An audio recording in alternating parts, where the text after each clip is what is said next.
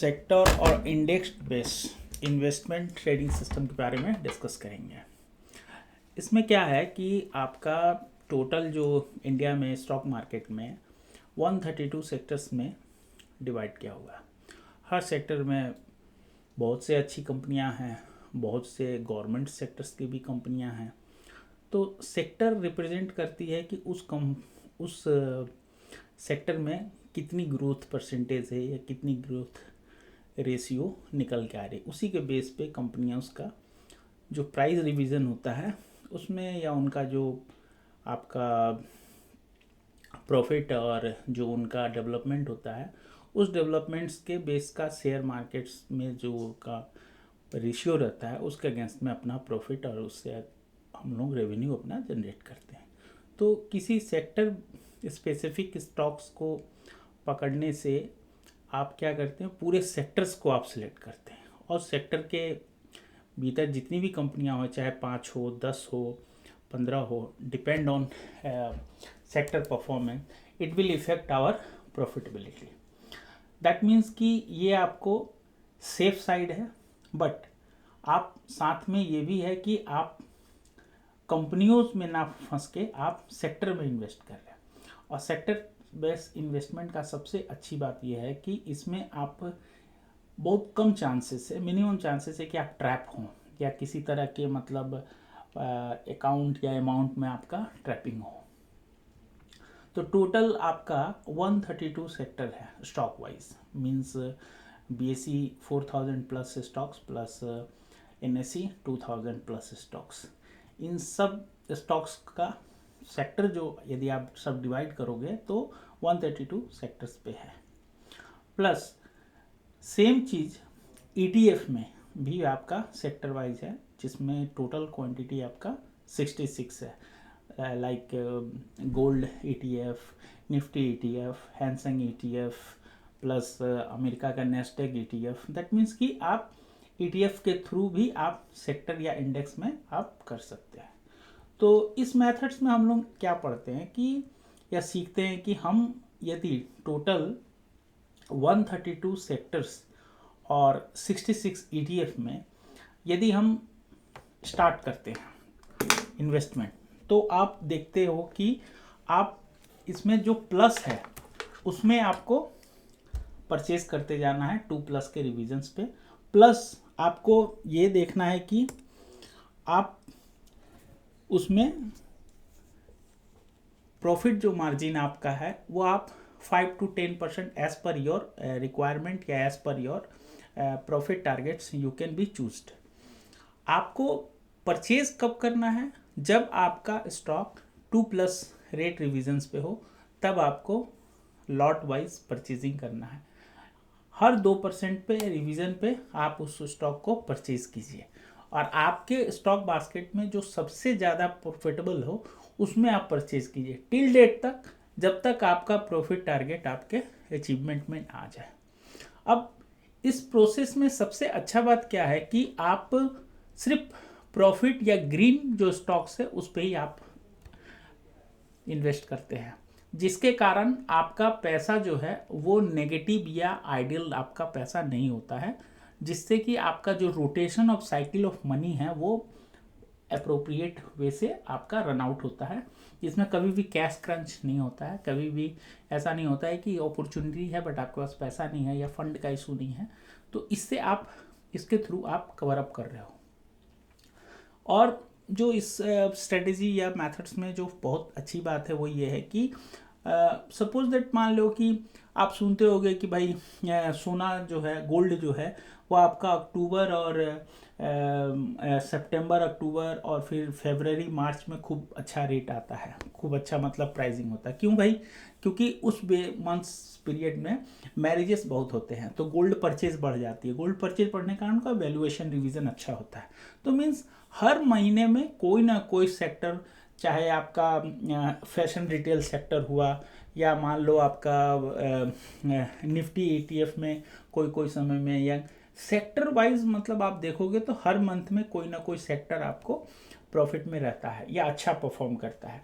तो आप इस मेथड्स में जो अच्छे परफॉर्म कर रहे हैं सेक्टर्स, आप उसी में सिर्फ इन्वेस्ट करो। जो आपका मान लो कि अभी सेक्टर का परफॉर्मेंस अंडर वैल्यूड है या मान लो कि उनका अच्छा ग्रोथ नहीं दिख रहा है, तो आपको उस समय स्टॉप कर देना, वहाँ पे इन्वेस्टमेंट आपको रोक देना है। अब इस ट्रेडिंग सिस्टम को आप ऐसे समझ सकते हो कि ये इन्वेस्टिंग प्लस ट्रेडिंग सिस्टम है। मीन्स आपको प्लान वाइज 2% रिवीजन आपका अकॉर्डिंगली पिरामिडिकल एवरेजिंग करना है, प्लस आप अपना प्रॉफिट के अनुसार आपका 5% 10% जो प्रॉफिट हो टाइम टू टाइम आप उससे बुक भी कर सकते हो। तो आपका इसमें ट्रैप नहीं हो पा रहे हो, आपका इसमें फंड का कोई इश्यूज नहीं हो पा रहा, प्लस आप मार्केट ट्रेंड्स के साथ चल रहे हो। ऐसा नहीं है कि आप जो इन्वेस्ट या टारगेट ट्रेडिंग कर रहे हो इसमें आप बहुत प्रेशर और टेंशन में हो क्योंकि आपका हैवी पैसा लगा हुआ है। नहीं, ऐसा नहीं है। आप जो काम कर रहे हो या जो आपका पैसा है वो आपका आराम से आपके पास है, आप उसका काम कर रहे हो, और साथ में आपको जितना भी मतलब इन्वेस्टमेंट है उसके अकॉर्डिंगली आप प्रॉफिट अपना आरओआई बुक कर रहे हो। तो इस ट्रेडिंग सिस्टम या मतलब आपका जो पूरा मैथडोलॉजी है, इसमें यही जो सबसे बेस्ट पार्ट है कि आप ट्रैप नहीं होते हो और मार्केट्स को ट्रेंड को आप फॉलो करते हो। जब मान लो मार्केट माइनस में है या मार्केट में आपका जो सेक्टर है वो जो माइनस में है, तो आपको नहीं परचेज करना है। जब प्लस हो तब आपको परचेज करना है, और वो भी तब तक परचेज करना जब तक आपका 5 to 10% का प्रॉफिट ना आ जाए। तो इसके थ्रू आप अपने फंड का आप देख रहे हो, प्लस अपना जो नेगेटिव रिविजन्स है उसको आप अवॉइड कर रहे हो। आप ईयरली यदि पूरे अपने इन्वेस्टमेंट साइकिल को देखोगे तो आप 15 to 20% तक आप प्रॉफिट बना सकते हो ओवरऑल। और इसका जो खरीदने का जो सबसे बेस्ट टाइमिंग है आप कह सकते हो, तो आपको 3:15 और 3:30 बजे, मतलब मार्केट क्लोज होने के जस्ट 50 मिनट पहले आप देखना है कि आपके जो भी आपका टोटल सेक्टर्स का जो स्टॉक्स है उसमें आपको देखना है कि कौन सा मतलब आपका प्रॉफिट में है।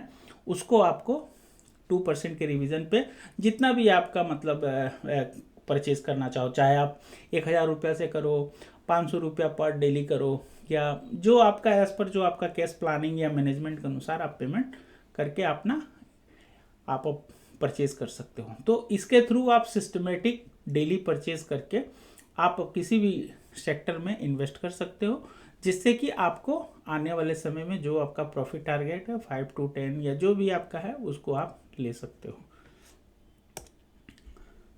अब सवाल उठता है कि भाई ये प्रोसेस वेरीफाइड है या नहीं, या ऐसा तो नहीं है इस मेथड से करके हमारा पैसा फंस जाए या हम कोई प्रॉब्लम में आ जाए। तो इसका जो हम लोगों ने रिसर्च किया है, बैक टेस्ट किया है, उसका मैं जो स्क्रीनशॉट है या जो प्रॉफिट बुक किया हुआ वो भी मैं इस पर अटैच कर दे रहा हूँ। प्लस क्यों ये ज़रूरी है, सबसे पहला तो ये आप 500 to 1000 से आप शुरू कर सकते हो जो कि मिनिमम है। डेली या 500 या 1000 करते हो तो ओवरऑल 500 करते हो तो मंथली आपका 10,000 होता है, या 1000 से करते हो तो 20,000। दैट मीन्स कि आप मिनिमम अमाउंट से भी आप इन्वेस्टमेंट अपनी स्टार्ट कर सकते हो। प्लस सिंपल सा रूल है, जो प्लस में आएगा इंडेक्स जो स्टॉक, उसको इंडेक्स को हमें परचेज करना है, जो माइनस में है उसको परचेज नहीं करना है। और ये प्लस वाला तब तक परचेज करना है जब तक कि आपका प्रॉफिट 5 to 10% ना आ जाए। ओके, और आप इसमें देखते हो इंडेक्स जो ट्रेडिंग सिस्टम को आप फॉलो करते हो, तो इसका सबसे अच्छी ब्यूटी की बात यही है कि ये 100% 360 डिग्री आपके जीडीपी को फॉलो कर रही है। मीन्स आप यदि सेक्टर के जो बेस्ट स्टॉक है उसमें हर सेक्टर का एक ना एक बेस्ट या मेरिटोरियस स्टॉक्स होता है, यदि आप उसको सेलेक्ट करके आप यदि खरीदते हो तो आपको डेफिनेटली चांसेस ऑफ जो प्रोबेबिलिटी बोल सकते हो या प्रोबेबिलिटी ऑफ प्रॉफिट जो बोल सकते हो, डेफिनेटली 90 to 95% आएगा। कोई भी इन्वेस्टमेंट प्रोसेस या मेथड्स 100% नहीं होता है, बट आप जितने ज़्यादा अपने चांसेस ऑफ ट्रैप्स या कह सकते हो जितने सारे नुकसान होने के जो क्या कह सकते हो गैप्स होते हैं, उन्हें आप जितना क्लोज कर पाओगे आपकी प्रोबेबिलिटी और प्रॉफिट होने के चांसेस उतने ही हैं। इस सिस्टम्स में यही हम समझने की कोशिश कर रहे हैं कि मार्केट्स किसी ट्रेंड्स पे मिला है, लेकिन जो सेक्टर आपका प्रॉफिटेबल है, जो सेक्टर में आपको लग रहा है कि इसका अच्छा ग्रोथ है और जो प्रॉफिट में आपका है, उसी को परचेज करना है। 2% के रिविजन्स पे आप परचेज करते जाओ तब तक परचेज करो जब तक कि आपका 5 to 10% जो भी आपका प्रॉफिट टारगेट है अचीव ना हो जाए। तो ये प्रॉफिट जो भी है आपको आपके रिक्वायरमेंट वाइज आप सेट कर सकते हो। अब इसका जो मैंने या इस पूरे सिस्टम को जो मैंने मतलब बैक टेस्ट किया है लास्ट ईयर का, वो लास्ट ईयर का प्रॉफिट टारगेट आपका नियरली 3 lakhs अपन 75,000 प्लस है। मीन्स मैंने जो last year financial year 24 to 25 का मैंने एनालाइज किया 9 months का अभी तक, वो ऑलमोस्ट 76,000 के near about, almost 75,600 near about है, तो 76,000 के नियर अबाउट है। तो मीन्स मेरी जो अपनी बैक टेस्ट है प्लस मेरा जो भी प्रॉफिट वेरीफाइड पीएनएल है मैं वो भी अटैच कर रहा हूँ। तो मुझे ऐसा लगता है कि ये आपको यूट्यूब पे या कहीं पे भी इस तरह का मेथड्स के बारे में डिस्कस करते हुए नहीं दिखाया गया, जिसमें कि सेक्टोरियल इन्वेस्टमेंट के बारे में बात किया जा रहा है।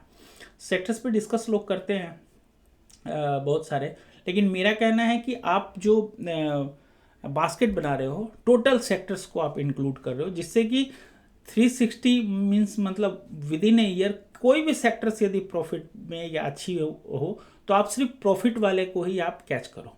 राइड ऑन प्रॉफिटेबिलिटी मीन्स आपको जैसे जैसे वो ग्रीनरी पे रहेगा तब तक आपको परचेज करना है, जैसी वो आपका रेड की ओर आता है उसको परचेज रोक देना है, अपने प्रॉफिट टारगेट को फिक्स कर लेना है, जिससे कि आपका फाइनेंशियल जो इन्वेस्टमेंट या फंड मैनेजमेंट जो कह सकते हो वो लिमिटेड हो जाता है, रिस्क चांसेस लिमिटेड हो जाता है, और आपका जो overall more and less 15 to 20% yearly जो आपका ROI है वो आप अपना टारगेट अचीव कर लिया तो मीन्स आप इसमें सेफ हो,